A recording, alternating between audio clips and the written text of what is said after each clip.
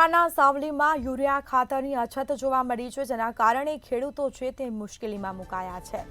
તો ખાતર લેવા માટે ખેડૂતો લાંબી કતારમાં જોવા મળ્યા.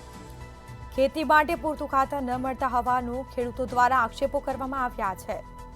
બીજી તરફ પૂરતું ખાતર મળતું નથી અને તેના કારણે રવિ પાકોને પણ નુકસાન થવાની ભીતિ સેવાઈ રહી છે.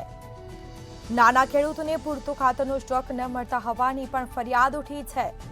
તો વહેલી સવારથી જ ખેડૂતો છે તે ખાતર લેવા માટે લાઇનમાં ઊભા છે, જેના સીધા દ્રશ્યો સામે આવ્યા છે અને યુરિયા ખાતરની અછત જોવા મળી છે.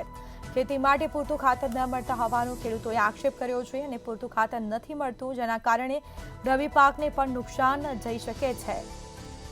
તો નાના ખેડૂતોને પૂરતો ખાતરનો સ્ટોક મળતો નથી તેવી ફરિયાદો ઉઠી છે. યુરિયા ખાતરની અછત દિવસે ને દિવસે પડે છે, એના વિશે શું કહેશો તમે?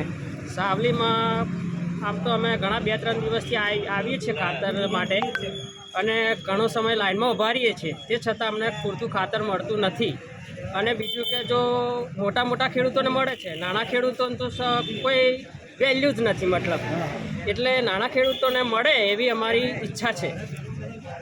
કેટલા દિવસથી તમે લાઇનમાં આમ તો અમે 3 દિવસથી લાઇનમાં ઊભા રહીએ છીએ. આખો દિવસ સવારના આવીએ છીએ, તે સાંજે 4 વાગે ઘેર જઈએ છીએ. એટલે ઘરનાય પણ અમને આમ હેરાન કરે, એક પાસ સરકારે હેરાન કરે ખાતરમાં. એટલે અમારે તો ખેડૂતોને કરવું જ શું? આપની શું માંગ છે?